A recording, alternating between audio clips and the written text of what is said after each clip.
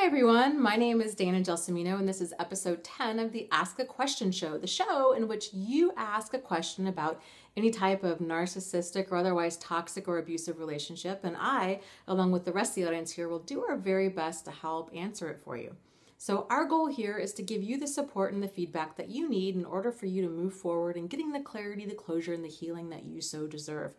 And so today's question comes from Michael. Michael asks, how do you move on when you possibly have some idea as to what caused your significant other's narcissism? In my case, I am struggling with a truly bleeding heart because I feel my ex's narcissism came from his mother, as she also lacks empathy and remorse, and I strongly believe she is a narcissist or a sociopath as well. I believe he is this way because his mother made him into a monster. Well, Michael, thank you for your question, and okay, so my 2 cents on this is that there is a lot of information out there when you start first kind of researching about narcissism and sociopaths and psychopaths and all that. And I try to kind of lump the information into 2 different categories. There's information that I consider to be interesting, and then there's information out there that I consider to be actionable.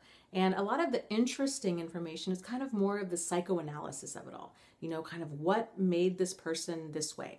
Was it nature or was it nurture? Was it some sort of toxic parent? Was it a genetic factor? Kind of what caused this? And I've seen a lot of people, myself included, kind of get caught up in this, wanting to psychoanalyze this and wanting to really get to the bottom of what made this possibly, potentially normal, decent person, what made them into a monster. And the reality is, at the end of the day, it doesn't, we'll never know. We'll never know for sure. All of these theories are just, they're theories. And even if we could really pinpoint and say, yes, this is, according to this brain scan, it's something that's genetic and this is why they are the way they are.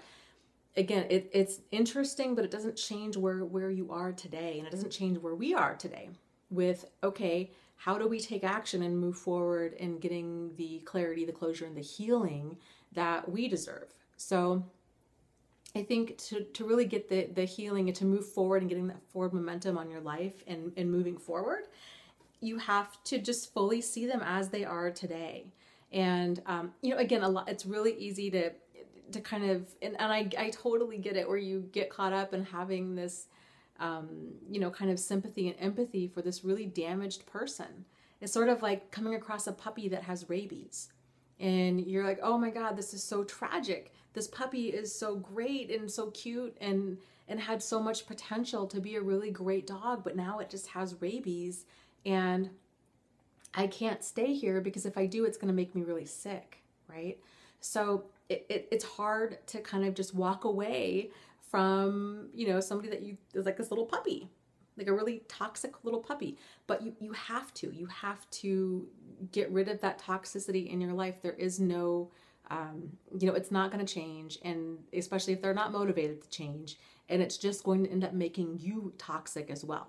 So you have to just kind of back away from it, see it for exactly what it is today. And to keep reminding yourself, like, this is not, you can't focus on the puppy part, you have to focus on the rabies part. Because the rabies part is what is, and the rabies part is what's going to make you sick. So fully realizing that you're dealing with a very toxic individual, and I would encourage you, I've said this several times before, what worked for me is I made a list called For When You Miss Them. And in that list, I put down every, ridiculous, toxic, damaging, hurtful thing that my ex had ever done to me. And so when I had those vulnerable moments where I felt like a big bleeding heart, where I was like, well, it's not really his fault and it's his mom's fault or what have you, I could go back and read the list and realize, okay, well, it doesn't really matter what happened back then. Like, that's tragic and that's sad. And frankly, I wish that whole situation just a lot of light and love, but I have to let it go because it's toxic and I have to live in what is real and what's now. So making that list will kind of keep to reminding yourself that this is the behavior that you're currently dealing with today, and this is what is problematic, and this person is not what you're looking for in your life. Like, you don't want a life of high drama and chaos and dealing with lying and cheating and stealing and being used and exploited and manipulated, you know? So to focus on really who they are, and then to also really focus on getting clear about what you want in your life. So to kind of check in with yourself and get that idea of, you know, what do you want in a partner? What are the criteria? What are the deal maker criteria? And then what are the deal breaker criteria? So next time you come across a person who's a potential partner, you can kind of run them across that list that you have. Is this the kind of person that I want, or is this the kind of person I don't want? And then to keep your eyes open for, you know, the red flags. And then, because generally we all have some sort of red flags, but to take things slow enough so when you do see those red flags that you can slow down and then do some more digging. And that's really kind of all we can do with that. And then to make sure that your standards, you have healthy standards for behavior that you tolerate in your life. And then tight enough boundaries. So if somebody doesn't meet those standards, that you're okay with walking away from them. And that's what I would recommend. So examining your standards and your boundaries, knowing the red flags, focusing your time and your energy on meeting, you know, normal, decent, like-minded people that are kind of just the kind of people that you want in your life. I always recommend the website, but Meetupcom is a fantastic place to do that. It'll really keep your brain busy, and I think it'll really help, you know, to move forward, because you're pouring all of that anxious energy, all of that sadness, all of that grief into something positive and fun, and you're meeting up with other like-minded people and around the same interests. And it's just, it's fun. So, and it's not a dating site. It's just a great way to just meet new people and to kind of get your mind off of him. So that's what I would encourage you to do. You know, focus your energy on building a great life for you, full of meeting all of the right people for you and realizing that you do deserve better. So that's my 2 cents. I will be curious to see what everybody else has to say.